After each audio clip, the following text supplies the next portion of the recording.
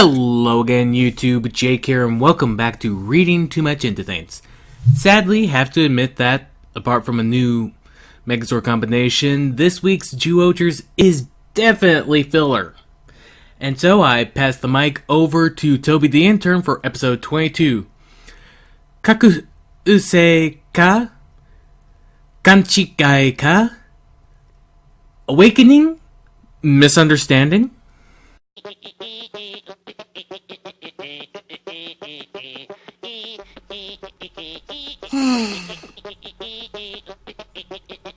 During the jog, Misao thinks he's been cursed to blow things up he touches. He has not been cursed. It is a new player who turns objects into bombs, and he says he's hitting a big one and the team has 30 minutes to find it, or the city will be destroyed. But through the power of Girls Are Watching, as well as a rhino-based improvement to his sense of touch, Misao's able to find the bomb, they beat the player,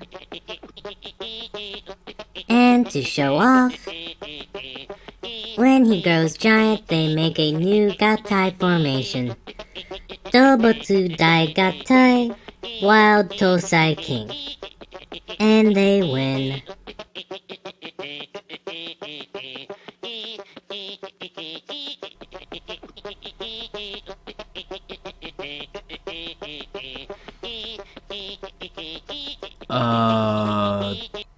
That's it? Nah, that can't solely be it. That even filler episodes have more than that in them. That's just...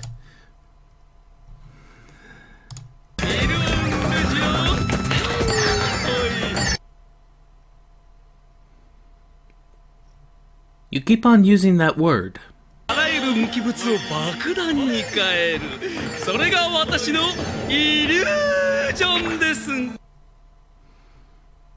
do not think it means what you think it means.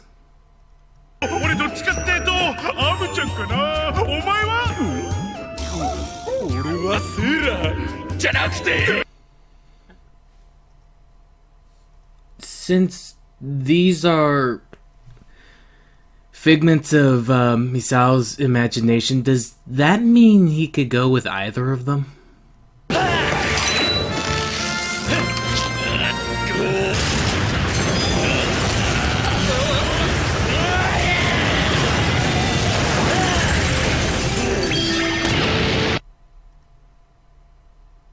What is the point of having Crocodile form as the bruiser of the group if you could just do that in Rhino form anyways? 身の回りの何がいつ爆発するか知れないといかがでしょう、ジニス様。そうだね。悪くはない。 It is a bad sign that there are so many unending explosions on screen that your villain is shown actively bored. Wow, this episode was nothing.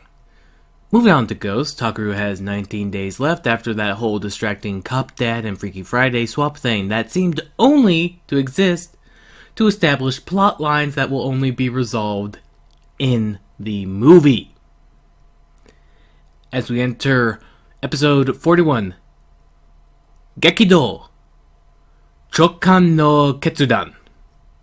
Drastic, the commander's decision. We open on everyone doing nothing. Should I get Toby out again? Oh, he did seem a bit down in the dumps today, didn't he? Well, it's more that they're on the night of the 19th day left for Takaru, which means it's really 18 days left. You'd think, with as many Gonmeisters been destroyed, the defenses would be weak enough that it wouldn't matter. But hey, just as long as we don't montage through the last of them, I should be fine.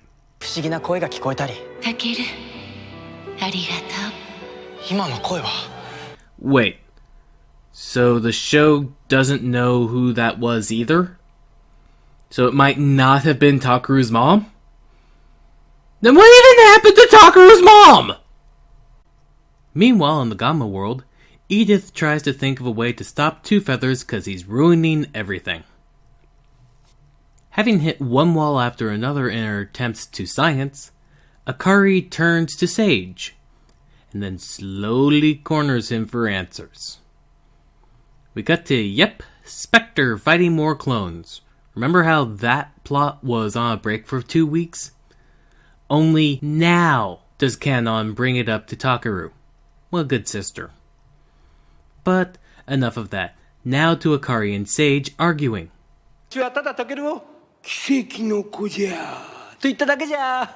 Yeah, I know. It's one thing for that to be the trope that's being presented. It's another just to say it outright in the show. That's not being clever.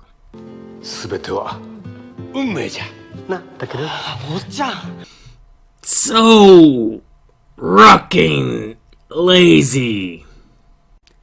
And because the word destiny was mentioned a lot, she's possessed by Beethoven. They're there to talk about fighting against destinies, including telling Takaru to get mad.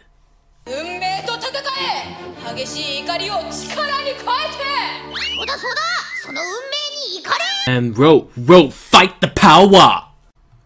And Sage uses the chaos to ninja vanish. Akari returns to work, everyone else having been spooked, as we jump to Alan following Spectre. He tries to get him to open up, but Spectre deflects and...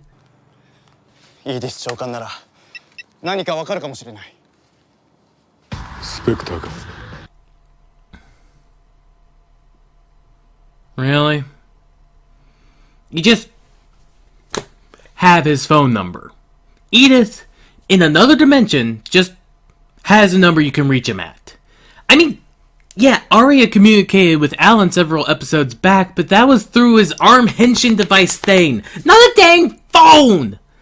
Hell, even Takaru's least practical mobile phone vulture thing ever makes more sense than just take out your smartphone and ring him up. Oh, I'm sorry.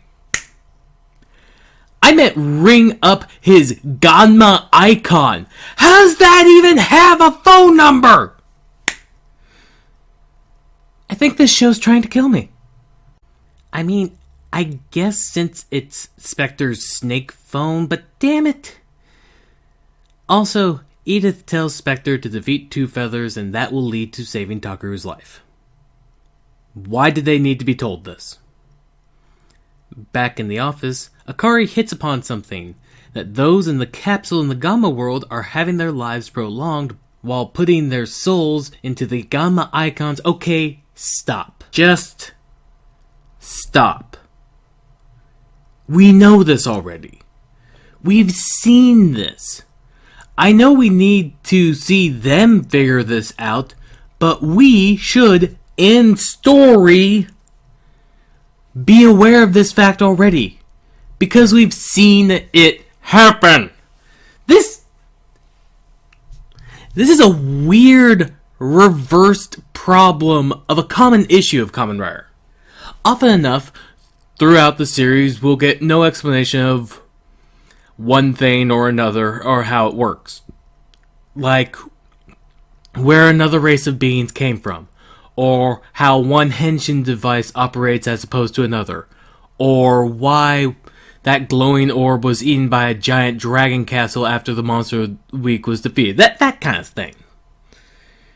We might get some surface level explanation of some of it, but there tends to be a lot of mechanical how does that work questions that are left unanswered unless you buy like the deluxe collector's edition toys with little booklets that explain it, or art books with notes by the writer next to the images. But this? The people's souls stored in icons while their bodies are preserved in capsules? We know this already. We have, in show, established that this happens. Hell, we established this with at least 2 people now a part of the main team. Alan and Spectre. There's no mystery to this mechanic that we need explained to us, the viewers. There shouldn't even be any for the cast themselves. While Akari's working on trying to figure out the Gamma world, she could have just turned to Alan, who is willing to help, or Spectre, who is a childhood friend, and ask, hey, is this how this thing works? Yeah? Okay, cool. It makes no sense to devote even more time to explain what has been explained, except as a sign that you're padding out the show, or worried that you've shown it so poorly in the past episodes that you need to say it all over again for the little children minds to collect that their souls are in the icons.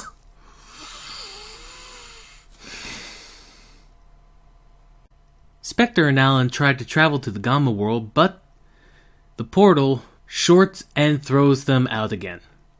We fade cut from Spectre worried about Arya, to Arya hearing a Gonmiser has blocked their attempted entry. How is it that the Gonmiser's control and ability to deny entry to Gamma world related areas seems to increase as more and more of them are wiped out? They're at like half as many Gonmisers as they used to. That should show that they have less power over the Gamma world, not that each individual one has more. I don't care how much they're evolving, this is stupid! What is Arya even sitting on? How can you argue you have a perfect world without damn chairs? Also, wasn't a Gonmiser with that design already defeated, or am I remembering wrong? So, Two Feather goes to do something to the Great Eye, but stops when Edith steps in, warning that the Gonmisers may soon grow self-aware and rebel against him. But he doesn't care, and attacks Edith for being imperfect. And so, as he's about to NC-17 the Great Eye, Edith transforms with a black Ultima icon and drags him out of the Gamma world. While falling, Edith warns that the people of the Gamma world will die, but Two Feather doesn't care. The two begin to fight as Edith tries to open Two Feather's eyes to the retcon BS that Adonis didn't want to invade the human world, and regretted that the Gamma world had become what it is. Edith is knocked out of his form just as the Three Riders appears, and block an oncoming attack from him. And Two Feathers should really be weaker since his powers come from fusing with the Gonmisers, and now he has two less. Maybe that's why he runs away.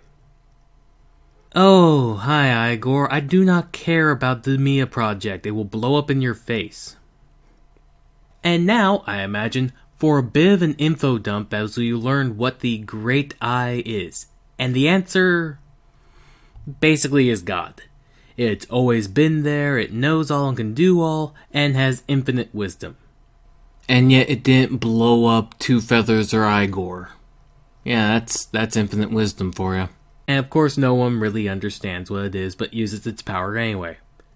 Papa Gamma was chosen to wield its power, but then illness took from him a lot of people, including his wife and eldest son, the one in the movie. And so, Papa Gamma wished for a world where nobody would die ever again. So, Edith created a system using the Great Eye's powers, hence the icons and preserved bodies.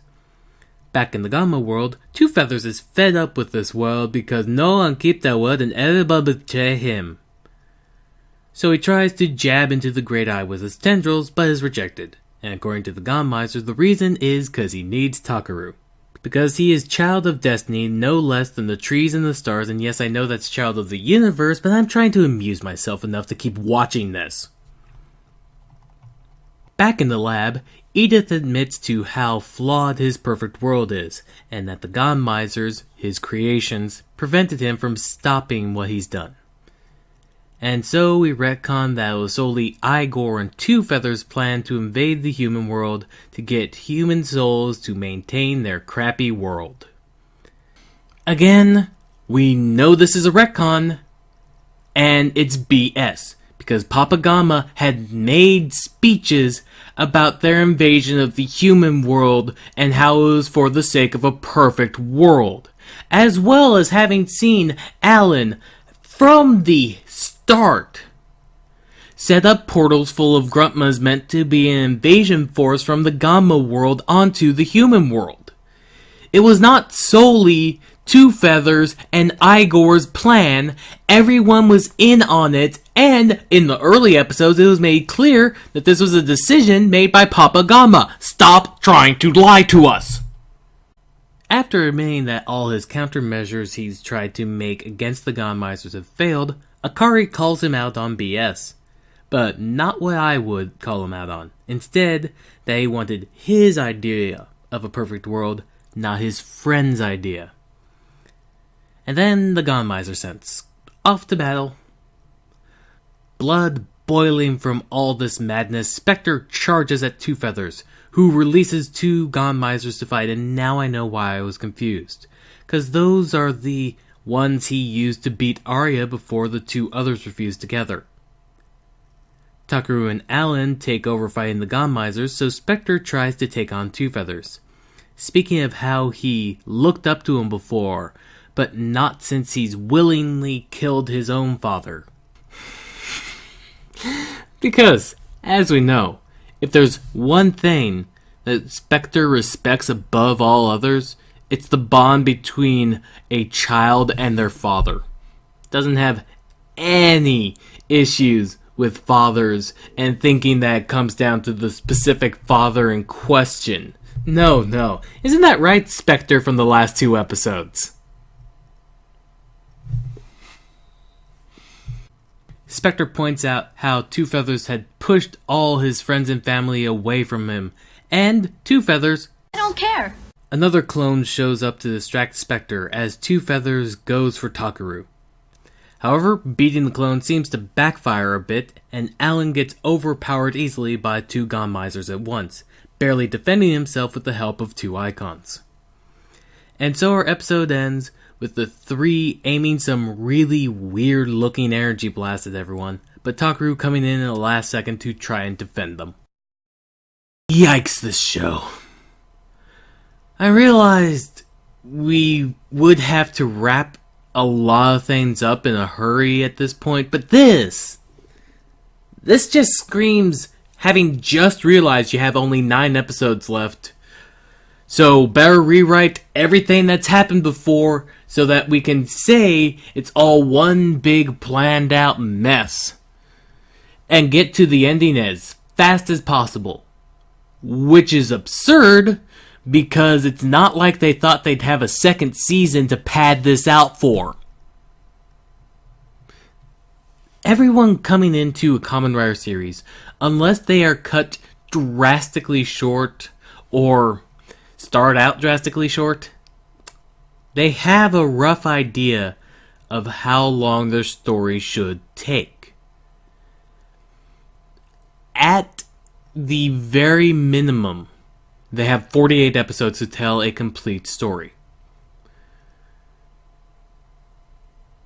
At max, I think we've had a 53 episode of Kamen Rider that somehow wasn't interrupted any weeks, but still, 48 to 52 or 53 episodes to tell a whole story. A lot of people can do this. Hell, yes, you're telling a complete story with multiple characters and each one has their own arcs, but people can do this in like 20 episodes. This is just incompetent if you ask me. But to admit my bias, I was never that crazy about this show to start with. So much for this week being episodes I don't shout a lot at. Thank you again for watching Reading Too Much Into Things. I am not certain if next week or the week following will be when I do my next movie review, since we don't have another week off for either show to make things more manageable. So instead, I'll just remind you that I'm Jake, and I'm asking you to, as always, stay safe.